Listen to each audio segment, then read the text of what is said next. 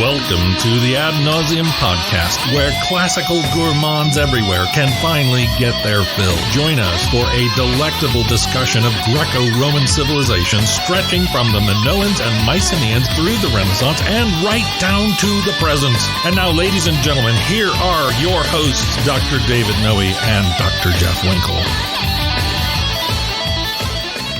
Welcome, Ad Nauseam listeners, to episode 46. My name is David Noe. As always, I'm here in the Vomitorium, Vomitorium East, with my good friend, Dr. Jeff Winkle. And Jeff, how are you doing this week? Oh, I like the deliberateness of you really emphasizing you asking me how I'm doing. Yes, I'm in fact attempting to pretend I care.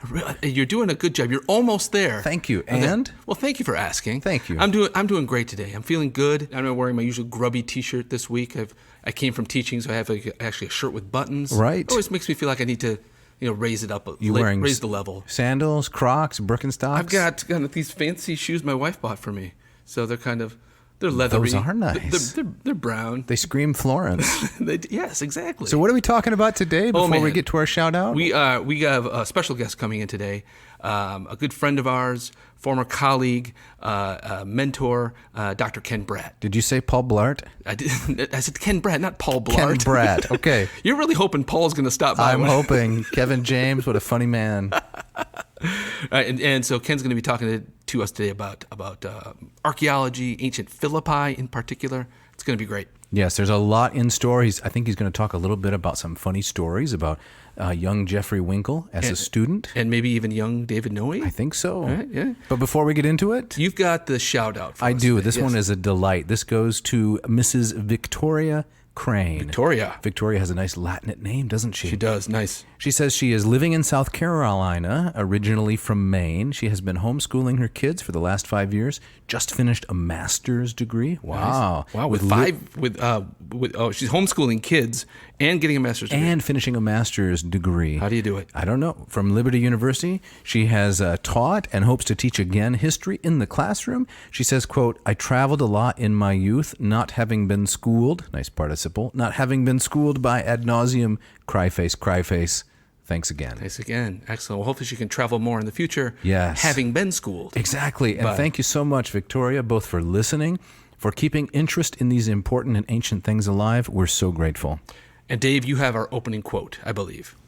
All right, for our opening quote today, we have something entitled Archaeology and St. Paul's Journeys in Greek Lands. Who's this from, Jeff? This is from William MacDonald. It's from an article from the Biblical Archaeologist back from 1940. 1940? Yeah. A few things have changed since then, haven't they? Yeah, maybe not a whole lot at Philippi. Probably not. Right. Shall I read that? Yeah, please do. Okay, so here we go. Although there is good reason to believe that the church at Philippi made steady progress from its founding by St. Paul, the archaeological discoveries relative to the Christian community during the early period are quite rare. One interesting inscription in Greek, dated with probability in 262 or 263 AD, records, quote, "Aurelius Capito, junior presbyter of the Universal Church, set up this monument to his own parents and his own wife, Bebbia Paula, and to his dearest son, Elpidius." This is the earliest evidence, archaeological evidence we have, or the article is suggesting, of the Pauline Church in Philippi. Yes, I don't know if it's the earliest, but it's one of the earliest inscriptions. Okay, yeah. And it records this fellow, Aurelius Capito. He had an office in the church, right, junior presbyter, and a monument to his extended family. And so one of the things we're going to ask Ken in just a minute here is how the inscriptionary evidence from the Greco-Roman, the pagan world, before the arrival of Christianity, how some of those features are carried over into Christian practice. Yes. Well, I think this is a good time to welcome in our special guest today. It's a good segue. Yes. Welcome, Ken, to the show. Thank you. It's great to have you. So to tell the listener, Ken is a former colleague of both David and I, a good friend, a mentor. We both had him as a professor for many, many years. And we're really excited to have you here to talk some archaeology and talk some early Christianity. Tell some stories about Jeff as a young man. Oh, just me? Well, I don't know if Ken is going to be able to think of any embarrassing anecdotes. Okay. Sounds good. Well, thank you for the invitation. It's very nice to be with you both, and really satisfying to have two students who have made careers in classics and done so well and contributed so much. So as we start out a little bit on the history of Philippi, There are a few items we'd like you to interact with a little bit, Ken. Share your own particular perspective on the research, the very superficial research we've put together. Apparently, the city dates only back to about 360 BC, when it was settled by colonists from the island of Thasos. That's right. There are some Neolithic traces in the region, but as a settlement, as a real city or village, it only goes back to the 4th century before Christ. And have you been to Thasos? Yes, yeah. Thasos is just a stone's throw off the coast in the Aegean, maybe an hour ferry ride within sight of Kavala, where Paul landed on his way to Philippi. Mm-hmm. In my myth class, we were just talking about the myths of Cadmus, and so in many tellings, Thasos is one of his brothers that gives up on the search for Europa and founds his colony on that island. Did you that had any kind of imprint on the remains there or the history of that site? There are a lot of remains on Thasos and a number of early Christian churches that are well preserved. But and it's a beautiful island, wooded and beautiful. Also famous for its wine, I think, Thasos. Yeah, very good wine. Yeah, I've never been there, never enjoyed that, but that's quite interesting. And then, of course, the city was refounded in the middle, well, I guess just a few years after that, by Philip II. Mm-hmm. Actually, I think I misspoke myself a minute ago. Crenades was originally founded in the 6th century, refounded by Thasians in the 4th century, and then refounded by Philippi, by Philip II, King of Macedon and father of Alexander the Great, who modestly renamed it after himself. So the name Philippi derives from that settlement in 356. Right. Does he refound it? Is this just part of kind of as Macedon is expanding at this time, and it just gets... It is certainly part of his strategy to control the road that leads to the best port in the area. Right. But in addition, this is not, the site of the city is not far from Mount Pangaean, which is rich in gold and silver, and Philip was exploiting those mines for his very beautiful coinage, which exists. Is that also, I imagine that's the source for all the things found at Vergina? Yes, a lot of the gold from Vergina comes from Mount Pangaean, and Philippi is the closest settlement to that mountain. Okay. So Vergina, those are the tombs of the kings. Yes. And maybe that will be a good episode. Future episode. We've been down in there before, and actually, I believe when I was there in 2013 with Dr. Ken Bratt, our distinguished guest, there's a sign that says right there, no pictures. And we got down there, and Ken looks around and says, tour guide's gone, I'm taking a picture. Inside the museum? Yes, way down in the... It wasn't no pictures with flash, it was no pictures at all. No pictures at all. Man, that's It's a draconian. crowded museum. They don't want you pausing to photograph. Okay. That's a sympathetic explanation for it.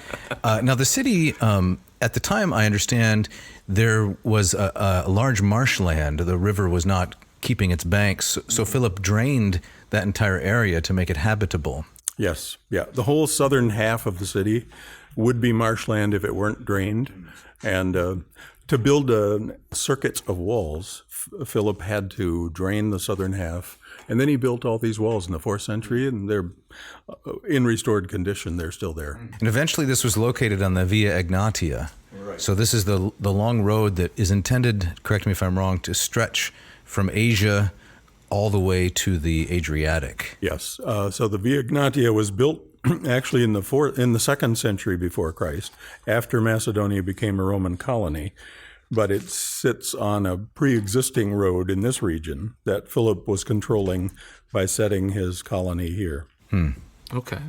In my study of Roman history, when I hear the name Philippi, of course, I think of the famous battle outside in 42 BC, where the conspirators, it's kind of the last gasp of the conspirators who assassinated Caesar are taken down there, right? First Cassius, actually, defeated by Mark Antony, and a day later, Brutus defeated by the future Augustus, then known as Octavian.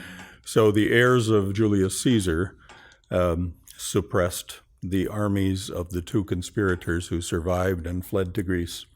And it happened in the plain west of Philippi, after which it became a military colony and consequently began to grow very rapidly. Until this time, it was a small village, but with the Roman settlement of veterans on the site where they had presumably fought, Philippi began to grow. into a major Roman center. This is a common practice for victorious Roman generals that instead of paying their veterans in cash, they give them land holdings. Exactly. And the place to put them is anywhere near a dangerous border.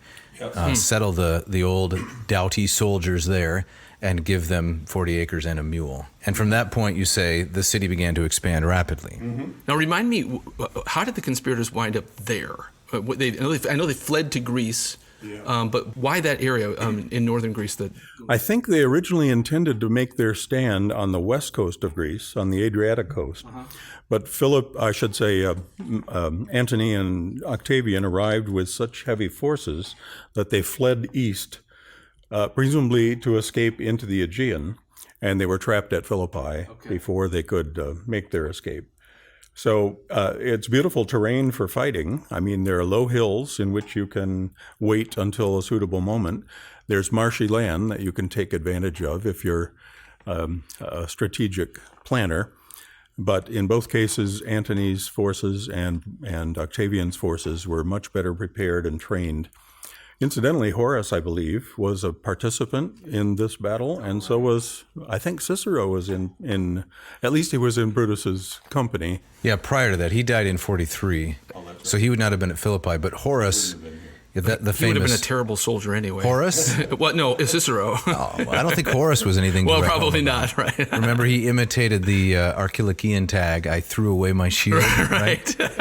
At Philippi. Exactly. So then the city was refounded, which I think was just giving it a title, in 30 BC when Octavian gained control of the entire Roman state, and then it got this long, exaggerated, flowery title, the Colonia Victrix Philippensium, or the Colonia Augusta Julia Philippensis, meaning I own this city, I'm in charge now, is kind of the point he's making. And one of the earliest inscriptions from the Augustan period records that Augustus and Livia were honored in an imperial cult. It might have been late in his reign, it might even have been somewhat posthumous, but there seems to have been an imperial cult temple at Philippi, possibly the northeastern temple on the Forum, as early as the Augustan period. Subsequently, Claudius and Antoninus Pius and Faustina were also honored with imperial cult at Philippi. I wonder why that was a prominent or popular place for the giving of divine honors. Do you have any idea? Well, presumably the veterans would have had a very positive attitude toward the victors, obviously, and as the town developed into a prosperous Roman community, I'm sure the imperial cult was a status symbol. So the largest buildings on the Forum actually are two matching temples at the northern corners. So it's constituency. I think so, yeah. I think for the constituency, it would have been a sign of prosperity and honor. So very popular with the constituents, in the same way that if you are a Republican presidential candidate, you have to visit the villages in Central Florida, this massive retirement community, because it's a constituency stronghold. Now, if I could just go back to the battle for a second, like archaeologically speaking, have things been found from that battle? The sites of the two camps have been archaeologically identified. I don't think there's a whole lot of debris on the battlefield itself. Okay. But in the low hills to the west of the main entrance to Philippi, from the west, the camps have been found. So we have a pretty solid idea of kind of where things were lined up. Yes. Okay. The map is there. I have never actually visited the campsites, and I'm not sure the excavations have been left open. It might have been recovered. Probably on private territory now, but at any rate, the camps have been located. Okay. I remember driving by there in the bus, and I think you pointed, that's the general vicinity of Philippi, so I snapped a quick photo through the blurry bus window, but it's incongruous because I read and study these battles, and they sound so impressive, but many of them, there aren't any remains, of course, because what are you going to find after, a leather strap, a spearhead, something like that? All that's long lost. Right. Remember, Trasimene was like that. Yeah, one interesting exception to that is at the Battle of Actium, which was largely a naval battle, the bronze prows of a number of the ships have been excavated from the seabed. Right. But that's only been made possible in recent decades as the archaeological skills of, finding things underwater have developed. Right. I have a blurry picture of Actium out the bus window also, if I'm not mistaken. This reminds me of a funny story. It's barely applicable. We'll be the judge of that. I had a fellow grad student way back in the day who did a summer doing underwater archaeology off the coast of Israel, Lebanon, and she came back to do a presentation on it, and she was talking about how the moving of the plates of the earth had kind of disturbed the area and made it very difficult. And she meant to say that it was, this was hard due to tectonic activity, but every time she said it was due to Teutonic activity. So we're all imagining these little Germans down there moving things around. Right. If they could, they probably would. Right. They'd want to organize it. Teutonic activity. Exactly right. Every time. That's an interesting Do you slip. know where those prows at Actium, where they've ended up? There is a museum at Actium, Nicopolis, Augustus's city, and the monument on which these captured prows would have been displayed has been found. Okay. But the prows found underwater, I suspect, are in the local museum. I've never seen them because they've only been discovered within the last, I would say, 20 years. Bill Murray from the University of Southern Florida, I believe, is the excavator who published them. Huh. That's the guy from Caddyshack, right? Bill Murray, right? Yes. Now, I like imagining that. No. So Nicopolis is mentioned in the book of Acts. I think Paul stopped there. And speaking of Paul, can we segue into the... That was nice. Thank you. Nicely done. Can we segue into the next era in the history of the city of Philippi? Sure. So sometime around 49 or 50, and these events are recorded in Acts 16, Paul has a vision or a dream of a man from Macedonia. And I'm sure you've thought about this passage, Ken, and studied it, taught it. The commentators seem to say that Paul would have recognized him because of his dress. He would have had a specific Macedonian attire, or maybe his accent. Of course, in dreams, you know things that you don't normally know. But do you have an opinion on how would Paul have known this was a Vir Macedonicus? Yeah, as far as I know, there was no distinctive Macedonian dress. I mean, in battle, they wore a distinctive helmet, at least in the Hellenistic period. Certainly the accent might have been a tip-off. I remember Otto Menardus, I think it is, argues that this was actually Luke appearing to Paul, and that Luke was a native of the city of Philippi. I'm not sure anyone else has embraced that theory. But conceivably, it might have been a Macedonian that Paul had encountered previously, even though he had never been to Macedonia before this particular trip. So a Macedonian who visited him maybe in Jerusalem or one of the other cities, and then Paul recognized him, pleading, come to Europe. Sure. And preach. Interesting. Now, I know that when Philip was coming up and there was rumblings in the north, down in Athens, the Athenians had some distinctive kind of stereotypes about who the Macedonians are. Are they even Greek? They drink milk for goodness sake, and they wear skins. Right. So, but I know that's wine. That's 400 years before this. What did a Macedonian man? How had that changed by the time we get to the first century? If those kinds of stereotypes or distinctions had disappeared. I would think that the intervening Hellenization would have tended to smooth out local distinctives. Alexander's success would have perhaps tended to flatten some of the qualities characteristic of individual city-states, created a kind of pan-Hellenism, perhaps. Perhaps so, except I think in the spoken language, regional dialectical differences are likely to persist even across generations.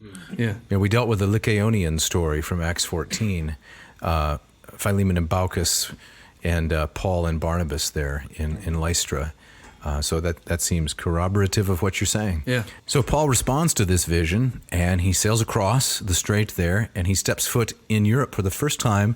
A momentous moment, the gospel comes to Europe, and he lands at Kavala, Kavala, ancient Neapolis, new town, 10 miles east on the Aegean coast. A beautiful harbor, which is still a major harbor in the north. Yes, so I went down there with our other colleague, young Kim. Oh, you did? Do you think I'd be able to pronounce it? Since I've been there. Kavala is the Turkish name. I think it derives from the word for horse, and I'm not sure quite what the connection is.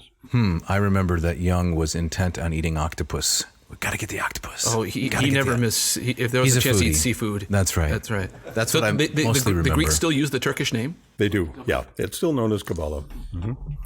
And much of the I should say large stretches of the Via Egnatia are preserved on the hill just above Cavalla. So you can actually walk the same road that Paul would have walked, presumably. And he would have gone there from Cavalla northwest, you say approximately 10 miles? Due west. Okay. Maybe a slight bit north. And when he arrived in Philippi, there's the famous story of his encounter with Lydia on the Lord's Day, or maybe it was on the Saturday, down by the river. What would he have seen, do you think, as he's traveling west from Cavalla and he approaches the city of Philippi? What kinds of things would he have seen? Well, he would have seen the Acropolis for certain. It's the most distinctive feature on the landscape. In fact, you can see the Acropolis of Philippi from the hill at the top of Cavalla, which is built around a kind of bowl, a theatrical bowl facing the sea. He certainly would have seen the Acropolis. He would have also seen Philip's walls. And immediately inside the wall, as he entered through the so-called Neapolis Gate, the eastern gate of the Via Egnatia, he would have seen Philip's Theater, which is still standing. It's used for summer performances, and I think it seats about 15,000 people. That theater was constructed in the 4th century when Philip founded the town, and it was still functioning in the Roman period. So beyond the theater, he would have encountered the Forum, which we can talk about later. He would encountered the women outside the wall, near water, in what's called a proseuche, a place of prayer. And presumably this does not have an architectural form, but is simply a location in which Jewish people who lack a minyan, 10 males, for a proper synagogue service, would have gathered to pray. So on the Sabbath day, presumably, he has heard that there are women who gather for prayers to the Jewish God, and he finds them there, presumably outside the western wall, which would have been entered under an arch constructed by Augustus. Only the foundations remain today. And there, along that river, he has his first encounter with Lydia and the other women of Philippi. The purple cellar. So when Young and I were there, Dr. Young Kim, in 2015, I believe, we visited the baptistry, which marks the spot. It's octagonal, I think, which is the standard for Orthodox baptistries. What do you think is the likelihood that it's in the near proximity of where this encounter between Paul and Lydia took place? Well, we know only that it was outside the city and near water, and that is the closest water to the city wall. Further out to the west is the Gangetes River, which is larger, and it's conceivable that if he walked, let's say, a half a mile further, he might have encountered Jewish women there. The likelihood of the site being near the modern baptistry of Lydia, I think, is reasonably high, but unprovable, because no archaeological evidence has been found. The modern town is known as Lydia Town, and the baptistry is the baptistry of Lydia. It's a very lovely place. Facilities have even been built into the stream where baptisms can be conducted, and tourists who come in the winter avoid this possibility, but in the summer, I can imagine Anabaptists might wish to be rebaptized in the water. When you've gone with groups or just on your own, have you seen that taking place? I've never seen a baptism take place there because most of my visits have been during the month of January, which it's not very suitable.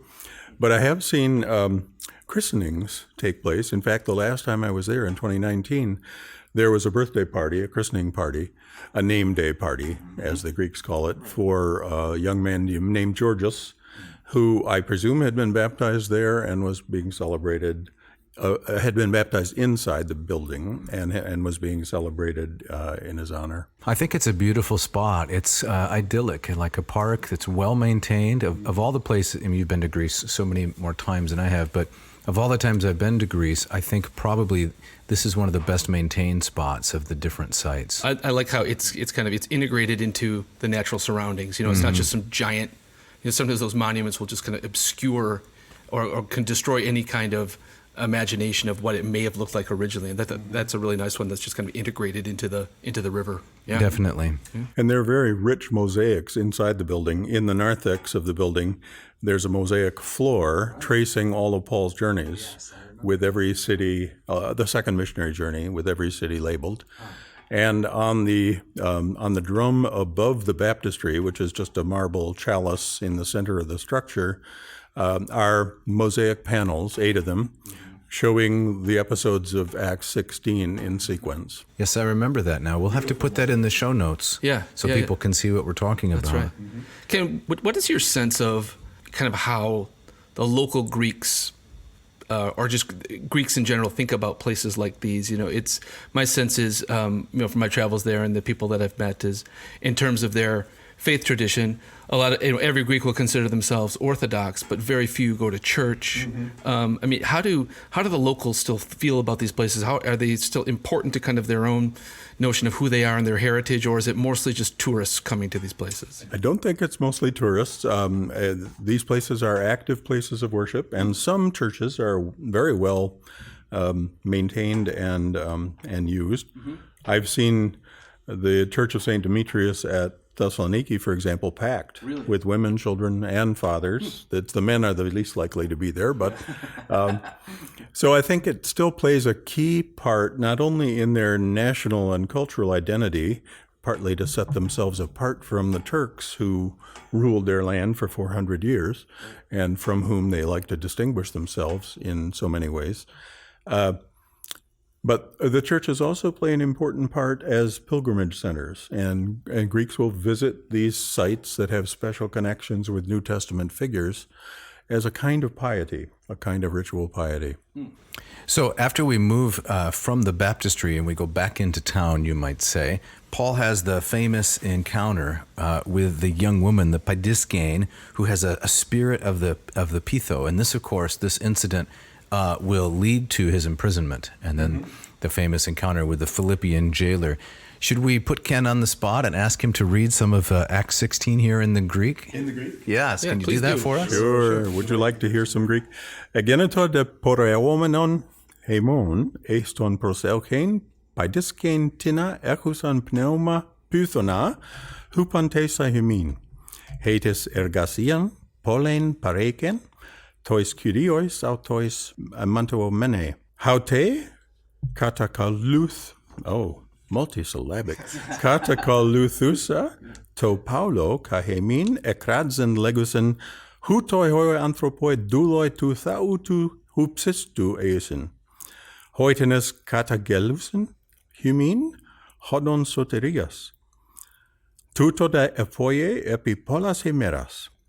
Diaponethes de Paulos epistrepsas to pneumati epen parangolosoi en onomati Jesu Christu exelthen apautes, kai exelthen haute te hora. Yeah, very nice. Very nice. Beautiful. Thank you, Ken. Jeff, you want to read the translation? Sure. This is from the ESV, right? Yes. As we were going to the place of prayer, we were met by a slave girl who had a spirit of divination and brought her owners much gain by fortune-telling. She followed Paul and us, crying out, "These men are servants of the Most High God who proclaim to you the way of salvation." And this she kept doing for many days.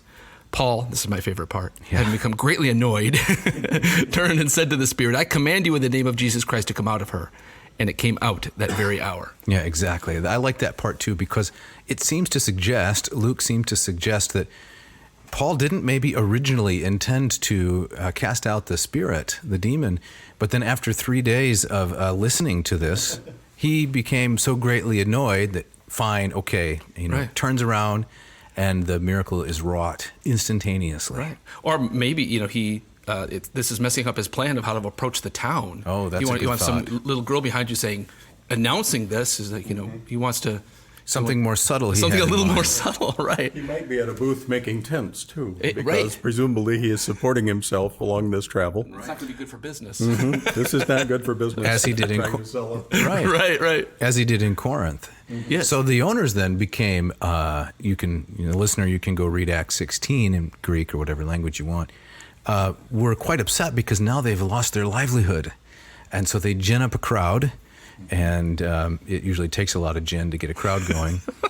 And they throw Paul in jail at that point. It's Ephesus all over again, right? Yes. With Demetrius and the silversmiths. Right. Everywhere Paul goes, he's ruining the local business. Right. So they have to take some revenge. Yeah. He's thrown into jail, and of course, the first time I visited, I really wanted to see the site where Paul was imprisoned. And so after the break, in just a moment, we're going to ask Ken, is there any chance if that's the real site where Paul was in prison? But that's after the break.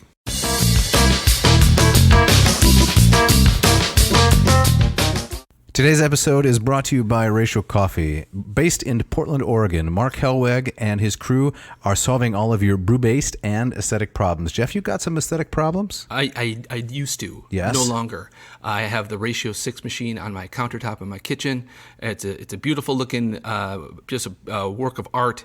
It makes perfect coffee every morning. It's reliable. I love it. How many stages would you say it has? It has, I think there's 3 stages. What's the first one? The bloom stage. Bloom. That's the most mysterious stage. So what does that do? It dispels all the carbon dioxide out into the ether. So it puts some hot water down into the bean cone. Yes. And then the gas goes off into the ether, you say? The Yes, biosphere? dismissed as to where it belongs. Just Okay. not in my house and not in my machine. And then what happens next? And then it brews the perfect it goes to the cup of brew coffee. stage? The brew stage. Is there a little LED light that signals you've moved from bloom to brew? Yes, Ooh, that was hard to get out.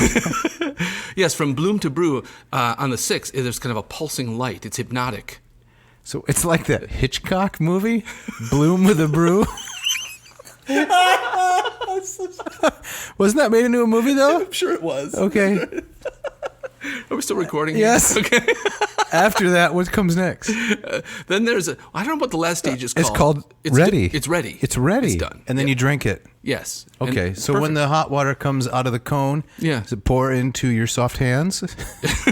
No, it goes into a stainless steel carafe. Okay. Down through a Fibonacci head. Wow. 200-degree Fahrenheit water. Some metallic veins thrown Yeah, in there? There's veins. It all comes together into the perfect cup of coffee. What about squirty plastic? No, there's no squirty plastic. What about brackish tang and scorch pad? No tang, no scorch pad. Okay. Yeah. So if the listeners want to get in on this, and how could they resist? What should they do?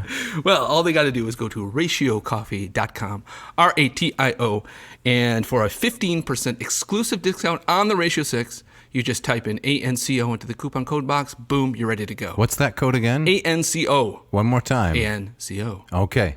Today's episode is also brought to you by Hackett Publishing. Hackett Publishing, a publishing company based in Indianapolis, Indiana. And Cambridge, Massachusetts. Cambridge, Massachusetts. For the last 40 years, they've been putting out great stuff, affordable, readable, erudite translations of works from the classical world, but many other corners of literature and history too. I've used them a lot in my own courses, in my own reading. I like Hackett. How about you, Dave? What do you I think? love Hackett. Yeah. Not only do they issue all of these wonderful translations of Greek and Latin, readable, idiomatic, Len Kresak, Stanley Lombardo, wonderful covers, affordable. Yes. But they are the exclusive publisher of Hans Orberg's Lingua Latina per se Illustrata You series. really like that one. I love that. And in fact, Dr. Patrick Owens, we're going to break a little news right here. Ooh. Dr. Patrick Owens is going to be on in just a few weeks to talk about a wide array of Latin curricula, including this one by Hackett. Do you think he'll agree with you on this? I think he'll like it. Yeah. Absolutely. But we're going to be fair to all of them. That's our intention. Sounds great. So, listener, if you want to score yourself some wonderful bargains on Hackett's massive catalog of humanities and literature, you need to go to hackettpublishing.com, Hackett publishing.com. Enter the coupon code. What's that again, Jeff? AN2021. AN2021. And what kind of a deal are they going to get? It's huge. 20% off.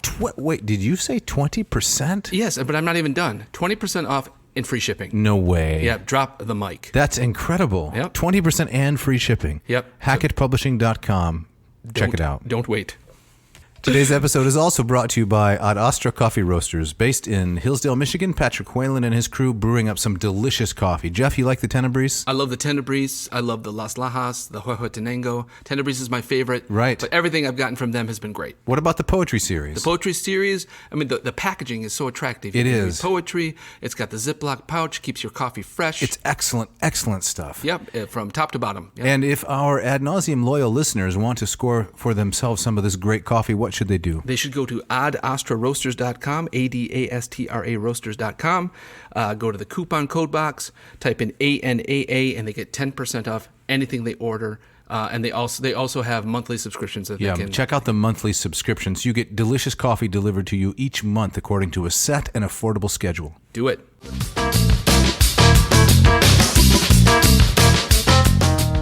All right, so as we get back into it, as promised, Ken, you're going to tell us, is that the prison that is identified there in Philippi, is that the place where Paul and Silas were imprisoned? I think it's very unlikely. Sorry. Man. Pause a moment for disappointment.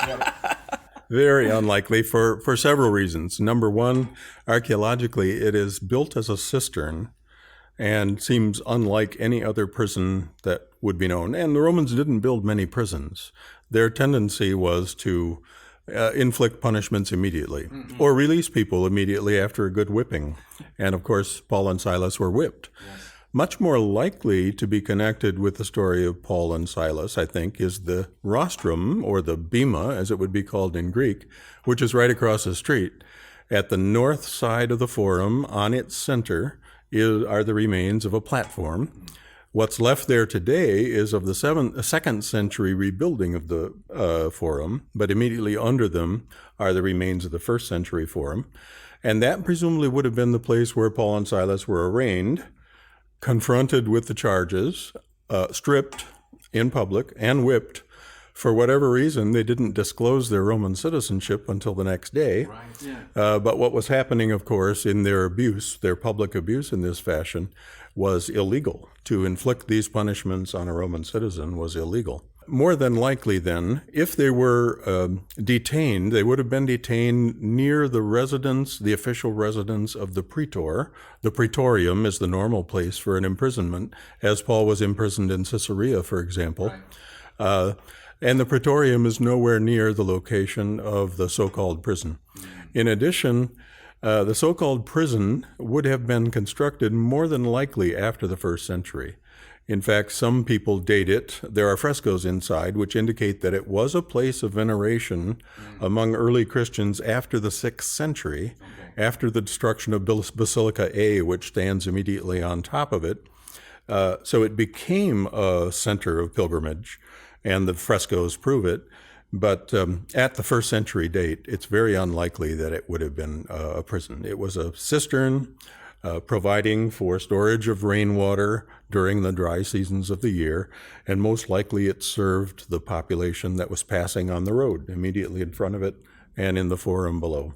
It reminds me of that in Athens, the Hill of the Muses, or Mount Philippippus, the prison of Socrates, which is that kind of cave on the side of the hill, where, of course, the more likely one is right off the Agora, right? Yeah, the Desmoterium and but the Agora. But they find a place that kind of looks the part. A cave. Yeah. A cave, and then they attach the legend attached to that, which is interesting in and of itself. But, yeah. So if I'm understanding you correctly, Ken, with respect to the prison in Philippi, as early as the 6th century after Christ, the spot was venerated because of perhaps misidentification.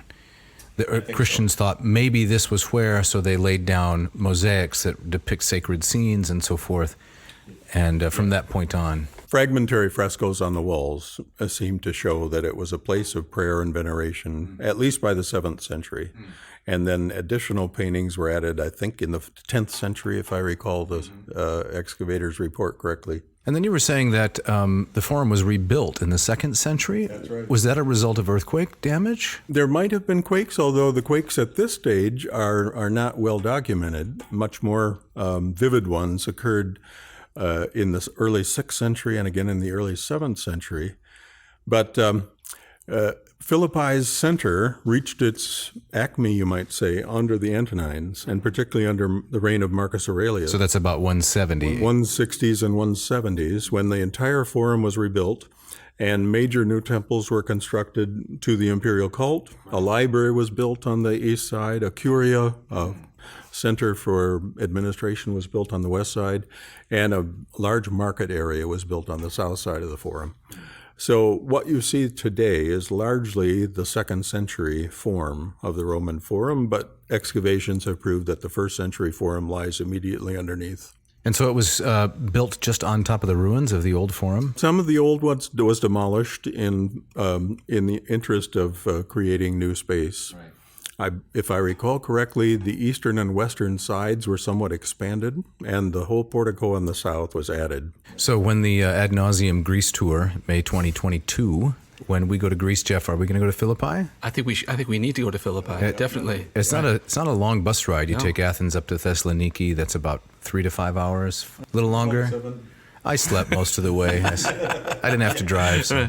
Now, Ken, that refurbishment, that rebuilding of Philippi, do you have the sense that that's already kind of a part of kind of things moving east? It is definitely part of things moving east, and ultimately the influence from Constantinople begins to outweigh the influence from Rome architecturally. Okay. So the later churches, for example, bear much closer resemblance to the Constantinople churches than they do to the basilicas of the West. So even in Marcus Aurelius's day, it's already kind of the pendulum is starting to shift. Okay. Yeah. As you know, under Marcus Aurelius, the empire began falling apart from the north, and the earliest incursions of Visigoths actually are dated to the 3rd century in the Balkans. They don't reach Italy until the 4th century. So following along a little bit in the narrative in Acts 16, it was at this point then that the earth shook and the chains fell off, the text says, and the doors opened, and Paul and Silas didn't exit the prison, though they could have. The jailer runs in, about to take his own life, and Paul calms him down. The next day, then they are taken out of the prison, and then, as you were saying, now they mention the fact that they are Roman citizens. I've been asked several times as I teach on these things by young people and old, why was it illegal to beat a Roman citizen without a trial? Why was it? Yes. Now, the answer I've given isn't so good, so I'd like to hear yours. I'm not sure my answer would be that great either. It's against the law for a Roman to be physically abused without a systematic trial. So is that just a protection of the Roman person? Is that the idea? Well, it's one of the marks of, or one of the privileges of citizenship, that corporal punishment cannot be inflicted without due process. Whereas an owner of a slave could put his slave to death without penalty, and a non-citizen could be abused in public without any penalty. It's hard to explain why Paul waited. Some people have suggested this was his strategy for gaining some influence over the magistrates, the praetors, as a way of protecting the believers who he left behind when he left the city. But there's no obvious explanation for why he didn't disclose his citizenship while under being whipped. Right, because he uses the fact later to his advantage as the basis of his appeal to Caesar.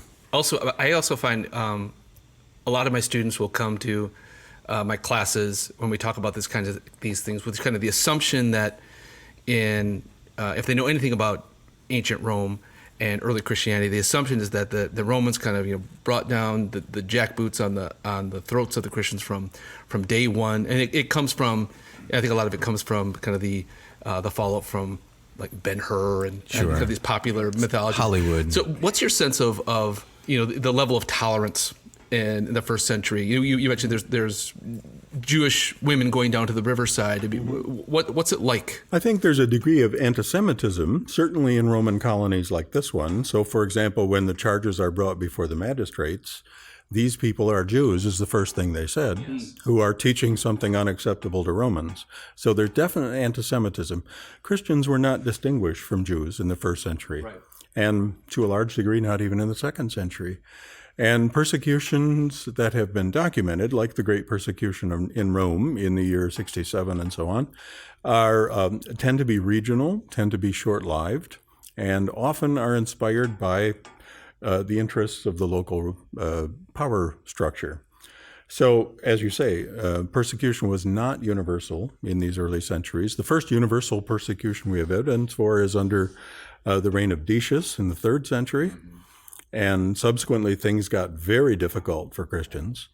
But they were not a threat to the Roman authorities at this early stage. And so when they were punished, it was usually for reasons other than religion. So Decius, for the listener, is about 249, I think? 249 to 51, I believe. He ruled only 2 years, I think. Right. So for the most part, it was more like we see in that exchange of letters between Pliny and Trajan. Trajan says, if there's a problem, deal with it, but otherwise don't go kicking down doors. And you also suggested in your statement just now, quite interestingly, that the persecutions were often locally motivated. That is, an individual maybe had another reason for hating Christians. It was perhaps an economic reason or something like that. And then they would use the Roman authority to get what they wanted out of the situation rather than an official policy on the part of the Roman government of discrimination against Christians. Is that accurate? I think that's a common a feature in the book of Acts.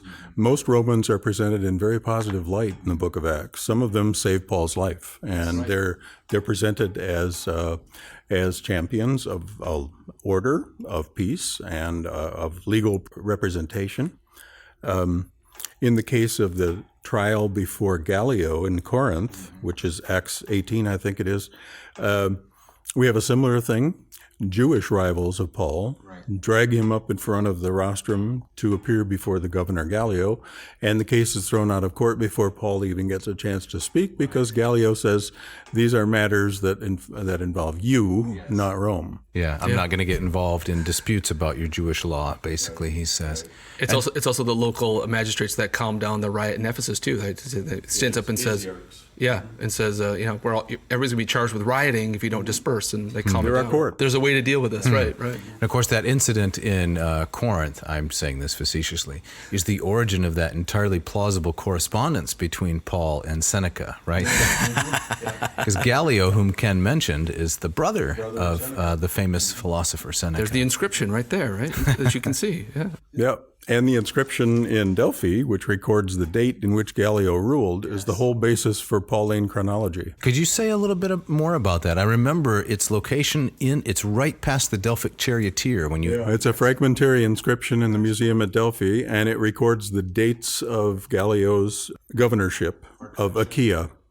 And that allows us to date Paul's visit to Corinth, which in turn allows us to date the sequence of events in his second missionary journey. So it's a priceless artifact, really, in terms of chronology. It's very clear that Gallio was governor in Corinth in the year 60 or 61, and everything else falls into place from that chronological detail. So we're going to end up before too long talking a little bit about Ken's background as a classicist and archaeologist, and some of his archaeological methods and interests in the city of Corinth. But we should probably say a few more things about Philippi. What are some of the most compelling structures of the city from your perspective? Well, the most exciting building in Philippi, from my perspective, is the Basilica of Paul, so named in a Mosaic inscription, which was discovered in the 70s to the east of the Forum, the Roman Forum. And it is the oldest datable Christian structure in Greece, and one of the oldest in the whole Mediterranean.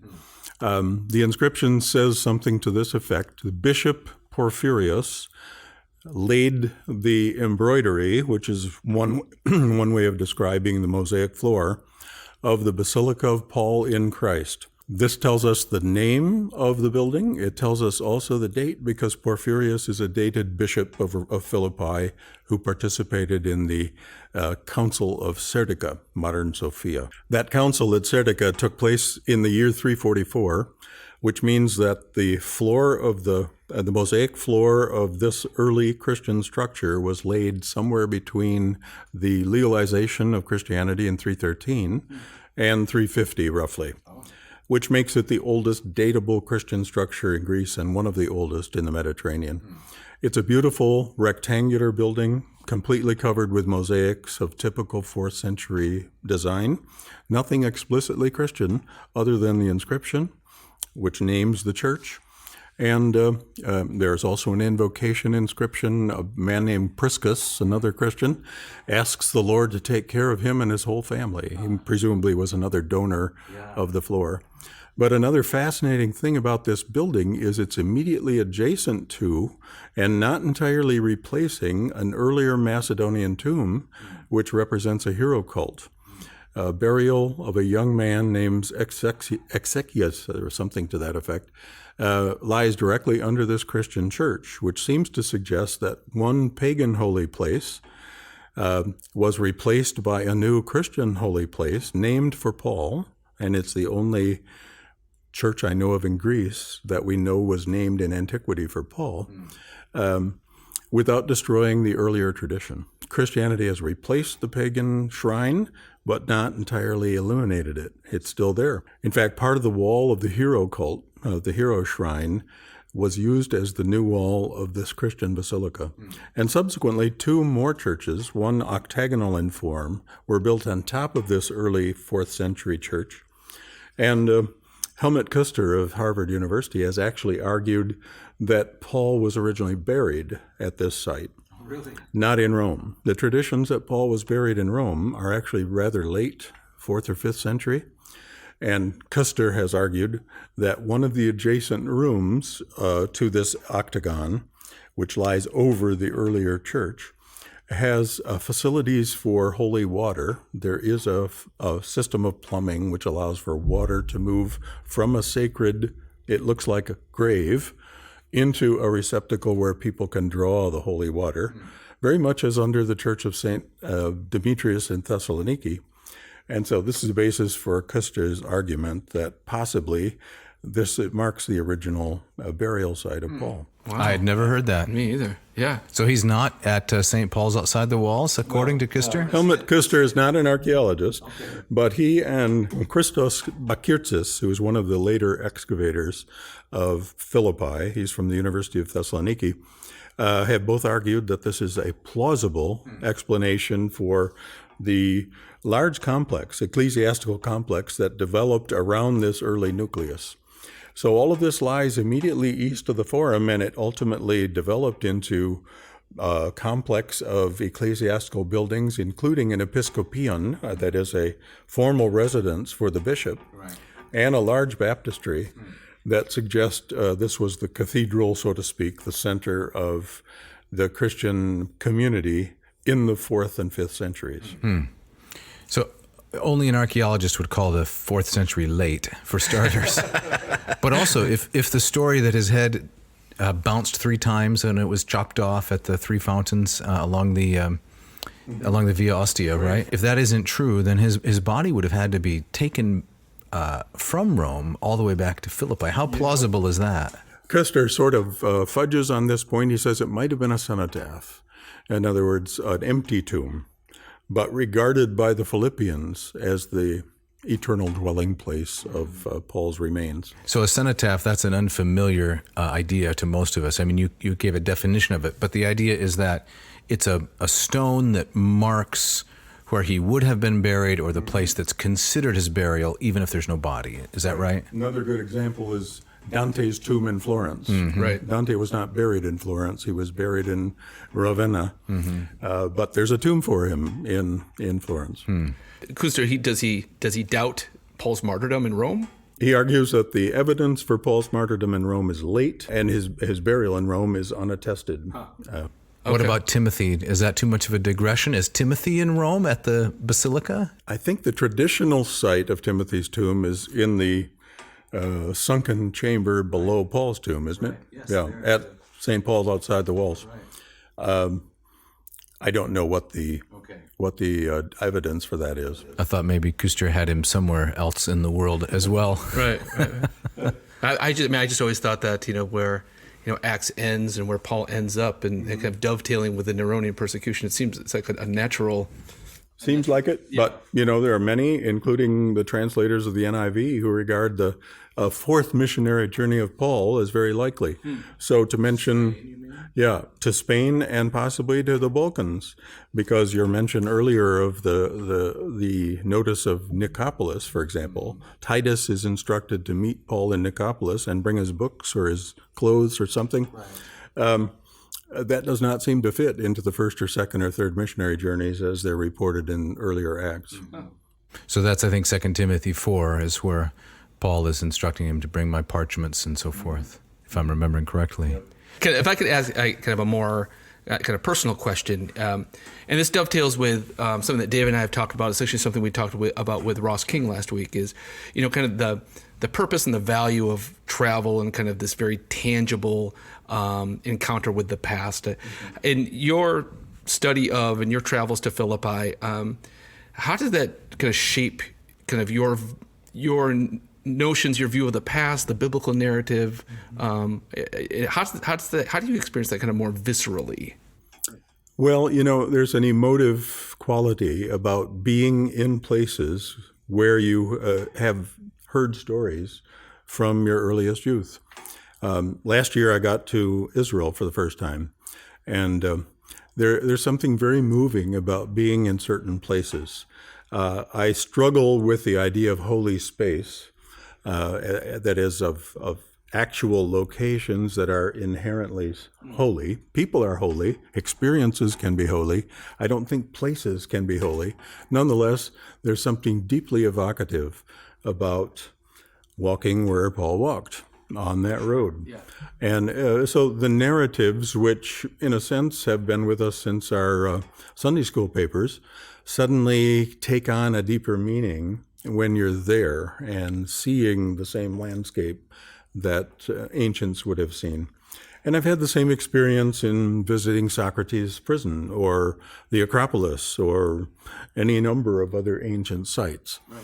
The words on a page suddenly come alive when you are in certain places.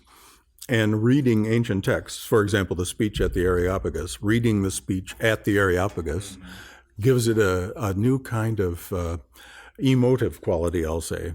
It doesn't change one's understanding of the content in any profound way, but it adds a dimension of richness that is impossible to acquire without actually being on site.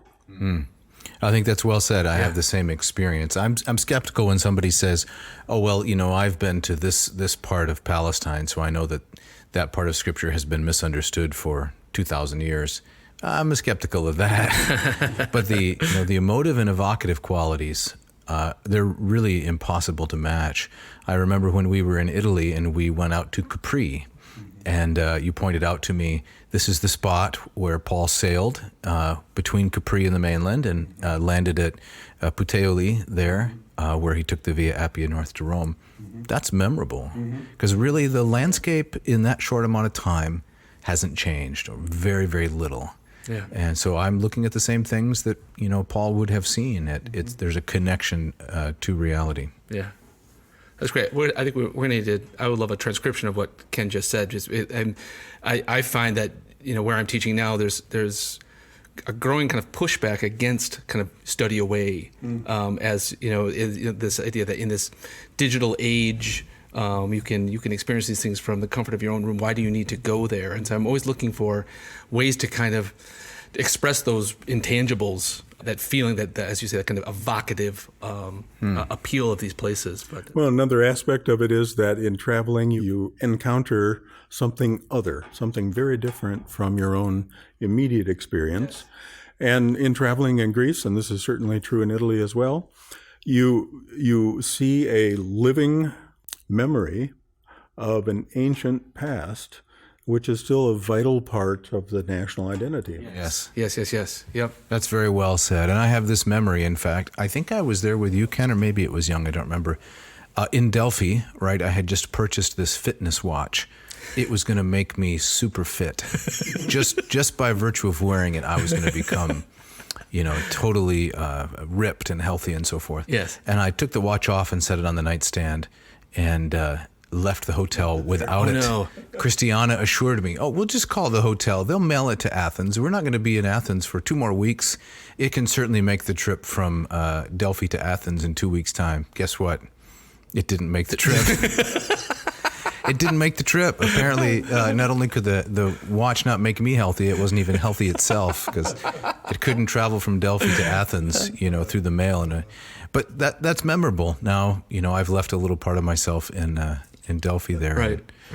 Attached my intellectual knowledge to something experiential. Yeah. For Americans, just kind of the notion of what's old. Americans tend to have a much different notion of that, right? And you go to these places that have these deep, deep ancient memories that go well past 245 years or whatever. When you see on the student's face just kind of that, coming to grips with that kind of wake-up call of the depth of the history here is extraordinary. And for Christians, I think it helps us understand that the world in which these characters lived was not our world. So that some of what is being said, especially in the epistles, has to be understood in the context of a very different cultural setting, a multicultural setting, but an ancient setting, which is not ours. Right. So in the time we have left, which is probably about 10 minutes or so, we could extend this, I guess, as long as we want, maybe ad nauseum. Ken, could you tell us a little bit of your own biography and background? How did you get into classics? Why classics? Why archaeology? What's your experience in archaeology? Sure, I'll try to be brief. I'm a native of Grand Rapids, went to Calvin College, where I had these two gentlemen as students in a later time. I originally intended, as a career path, to become a high school Latin teacher. In my day, this was the early 60s, high schools taught Latin as the default language. I mean, maybe there was one other available, but Latin was the primary language. And I had 3 years of high school Latin in a very satisfying context where the teachers were excellent, and I really got excited about the ancient world. So that was my goal when I came to Calvin, to become a Latin teacher. In my sophomore year, toward the end of my sophomore year, one of my professors, Robert Otten, whom you may remember, pulled me aside and said, "Ken, have you ever thought about teaching at the college level?" And I said, "Well, hadn't really thought about it seriously. What would it take?" "Well, you'd have to know Greek, of course." And this was halfway through college. I said, "How would I do that with 2 years left?" "Well, you take first year Greek in your junior year, and then you take 6 Greek courses in your senior year."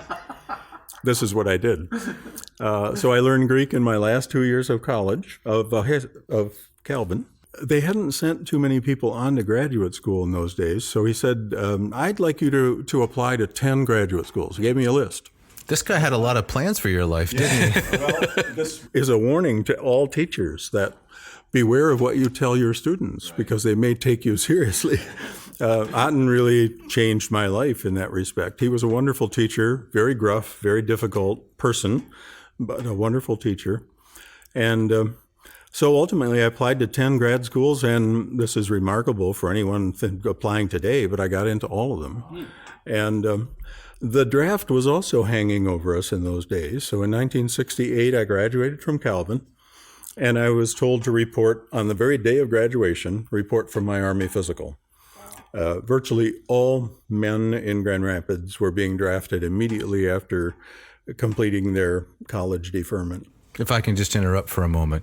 Listener, you might think that an aspiring Latin student reporting for his Army physical isn't going to do too well, but Jeff and I have traveled in Greece and Italy with Ken on repeated occasions. A man will walk you into the ground. Never been able to keep up. That's right. these massive strides. I get this from my mother and grandfather, who were also ardent walkers. So at any rate, to avoid the draft, I immediately applied for conscientious objector, but Army does not recognize selective conscientious objection to the Vietnam War. It only recognizes complete objection to war of any kind. So I knew I would not be given conscientious objector status, but it bought me enough time to get a semester of graduate school in the fall semester of 1968 before I was drafted. And then providentially, while I was in basic training, with the advice of other Calvin students who had gone before me, I applied to be trained as an Army chaplain assistant, since it was one of the few potentially positive roles one could play in Army life. So I applied to become a chaplain assistant in the Army, and I was selected for that role instead of being trained for the Vietnamese language, which I discovered would have been my assignment otherwise. I ended up at the Army Chaplain School, and because I had taught a Latin class as a Calvin senior, they pulled me out to teach at the Army Chaplain School as new waves of chaplain assistant trainees came through. So I spent 2 delightful years in New York City under the Verrazano Bridge, teaching things like the history and mission of the chaplaincy and the funds and supply management in the chaplain's office and so on and so forth, and how to set up your camp for the chaplain and how to defend him because they're supposed to be non-combatants. At any rate, finally I was able to return to graduate school, and it wasn't until my second year of graduate school in the early 70s, that I took any archaeology at Princeton. Never had any archaeology before that time, but T. Leslie Shear, who was one of the great excavators of the Athenian Agora, Evelyn Harrison, who was one of the great scholars in Greek sculpture, were 2 of my teachers. And I just got very excited about the ancient world and its visual aspects. So when you went to grad school, you didn't have an idea, I want to specialize in this. Okay. At Princeton, you were required, among other things, to select one special field in addition to classical history, and so on and so forth. And so I took archaeology as my special field. In 1973, with the help of my advisors at Princeton, I was admitted to the summer program at the American School of Classical Studies in Athens, and that was my first experience in Europe. In 6 weeks, we visited, I would say 50 or 60 archaeological sites. We had to make reports at several of them, so I made reports at Tiryns, a Mycenaean site, and at Gortyn on Crete, where an early Greek law code is still inscribed. Marvelous experience, meeting many of the leading excavators of Greece at the time, and that sort of set the course. The physical aspects of antiquity became much more important to me than they had ever been before. And even though my degree and my PhD dissertation were in Greek literature on Herodotus, archaeology was always close to my heart.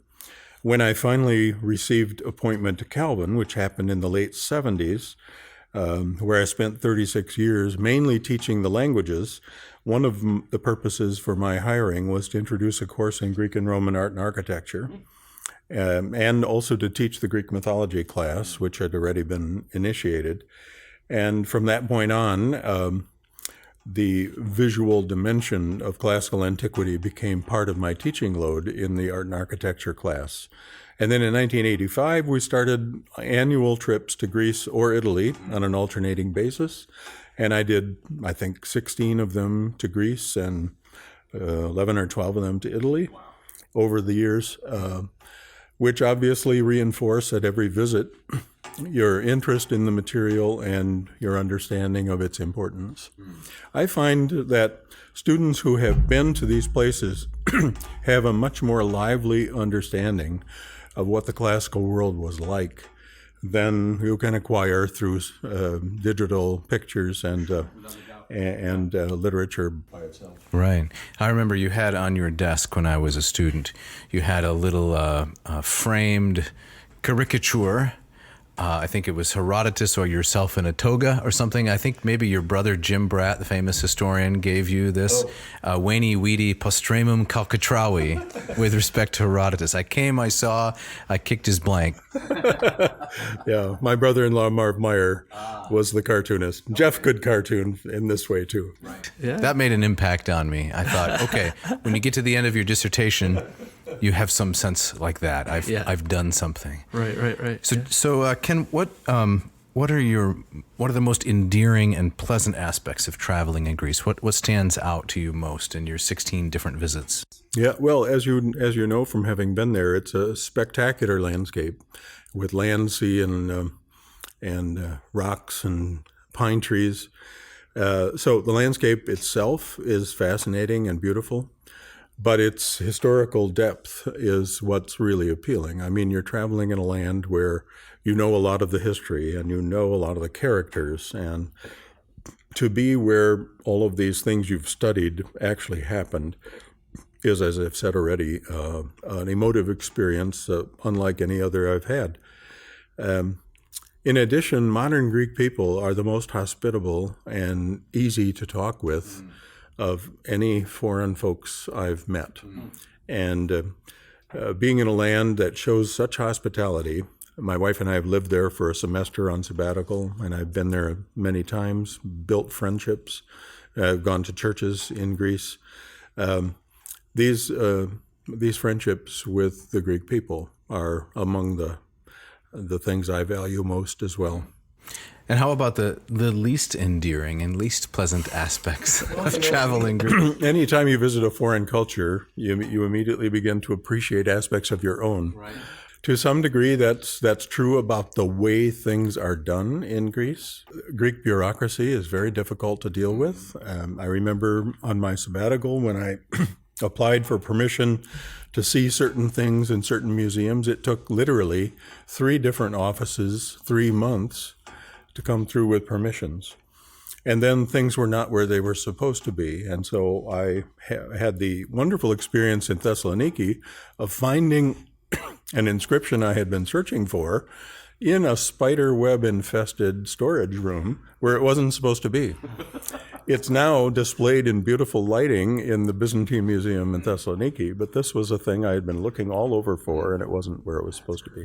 Was the Ark of the Covenant right next to it, incidentally? Yeah, it's a country where if you leave a watch on the nightstand, you're not going to get it. No.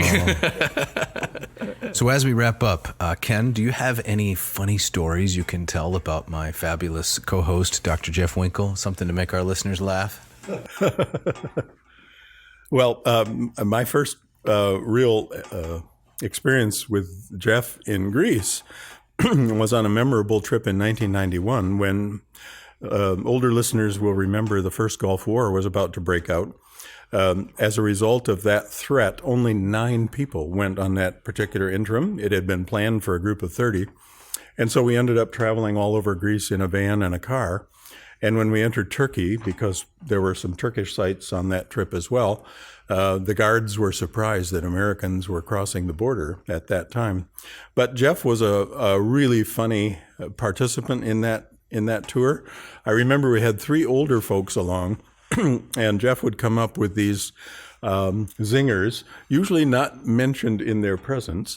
But for example, we had talked about various ways in which language changes from one culture to another, and the expression knocked up came up. British people will say, I'm going to knock him up, meaning I'm going to wake him in the morning by knocking on his door. And Jeff remarked one morning, I still have this in my notebook, which I checked yesterday. Jeff remarked one morning, who wants to go knock up the De Boers? And everyone just fell apart. That's great. Yeah. He was a great mimic. So another episode was when we were going through the Valley of Tempe. One of our participants, an older man, read from his guidebook the story of Daphne being transformed from a woman into a tree. And Willis de Boer, who was a wonderful man, but had tremulous voice whenever he got emotional, was describing how her extending arms transformed into beautiful branches. And I recall that throughout the rest of the trip, this moment was reenacted several times. That sounds like Jeff. Repetition as a core aspect of humor. Yeah, exactly repetition and absurdity. And when I looked through my notebook from that trip yesterday, I also observed that Jeff had written and signed a declaration that he was, I quote, I announce that I am the leading nerd of the trip. Apparently, he and David Becker, one of the other guys, had a competition going as to who was the greater nerd. Jeff wins easily. It was close for a while, Dan. I don't know. I remember David, he declared the charioteer of Delphi was the nerd of Delphi. And I think that's where it all started. And then it kind of, but that was a great trip. And also, but really kind of strange too, because I remember I think we were in Olympia, when we saw some TV monitor that had changed from crisis in the Gulf to war in the Gulf, and that's how we learned that hostilities had broken out. And it was a little tense. And the embassy warned us not to be conspicuous in any public place because the Greeks in general were not happy about what America was doing in the Near East. So you put your purple capes and pheasant feather hats back in your duffel bags as you. You did. I mean, no guides. I mean, Ken did all the guiding, right? And Ken drove the van on these perilous mountain roads up to Delphi and down, and we had a car following us, and so I mean, there was kind of a freedom in that, but it was also. It was a little tense, and I'm sure your parents were more anxious than you were. Right. No, yep. I credit them for. As far as David is concerned, David is one of these very disciplined men who maintains this outward facade of seriousness. I know that he was an improv player in his college days, and at moments of I don't know whether it's weakness or fragility, his witty part will come out, and on these broadcasts, I've noticed that your wit is constantly there. So I know you're a funny guy, but I've co-led 2 trips with you, and I can't think of a single embarrassing thing you've ever done. Really? So I think we need to have another trip. When it has to be professional, you keep it professional. Yeah, do I? You do. You're a rock like that. Well, thank you. One really memorable episode with Ken was we were sitting at the Hotel Philippos, I think, eating Spanish peanuts and looking at the Acropolis. You know, those peanuts with the red skin on them. As the sun set, we could see it gleaming on the Acropolis. That's a pleasant memory. That's a beautiful memory, and I think it was the last day we were in Athens, and that was my last trip with students. Yeah, that was really memorable. Well, Ken, we are so glad that we had the opportunity to spend this time with you. What a rich, fabulous resource of knowledge about Greek history and biblical history and archaeology. Yeah, no, thank you so much. And we've said this to you before, but you've been so influential in both Dave and my life. It was that trip to Greece that I decided this is what I want to do. Mm-hmm. And then, the other classes we took with you, and you've been such a foundational person and an inspiration to both of us. And so we want to thank you for that too. Yeah, in fact, the story you told about Bob Otten telling you to take Greek, you were the one who told me to take Latin. I was studying Greek, and I said, I'm not sure what I'll do with this. And you said, well, you should probably study Latin also. So you did both languages. Okay. Just in college, right? Yes. Yeah. So similar to Ken in that way. Yeah. But well, thank you guys. It's been wonderful to see you both develop as scholars, and I appreciate what you are continuing to do for the field. Thank you. We'll keep the group hug off the air. We'll do that after we wrap up here. Well, we have to get out of here, don't we, Jeff? We do. Yep, and as we always do, big thanks to Mishka, our engineer, who puts this all together, makes us sound and look much better than we do. That's not a high bar. Exactly. Right. Sound and look better than we do. Crayola could do that. That's exactly. She's still Mishka. You do great work. We're so thankful. So thankful. Thanks to Ken Tamplin and Scott Van Zen for the great music that you hear throughout the podcast. Dave, tell us about the Moss Method, would you? Well, we are firing on all cylinders at mossmethod.com. We are offering a Greek course. It's only $299 for, get this, 40 video lessons. $299. 40 video lessons, 40 assignments, 6 quizzes, 2 exams, constant access to me via your cell phone, your email, whatever. You can talk to me. We can talk about your Greek. Take you from neophyte to erudite. That's right. It's self-paced, expert, and accessible. Check out mossmethod.com. Mossmethod.com. And what do we have for next week? Next week, we are talking about Gorgias's encomium of Helen. What's an encomium? Sounds like a sandwich. It's a tasty sandwich, right? Exactly. It's a praise. A word of praise. A word of praise. Exactly right. This is something you translated back in the day. I did. Yeah. So you know it well. And we're going to talk about not only that, but about Helen and ancient notions of beauty. Right. Was Helen innocent or guilty for what she did? Right. Yeah, it's going to be great. Yes. So that's coming up next week. And Jeff, I believe you get our gustatory parting shot. I do. This comes from comedian and former late night host Jay Leno, who says, I went to McDonald's yesterday and said, I'd like some fries. And the girl behind the counter says, would you like fries with that? Thanks for listening. See ya.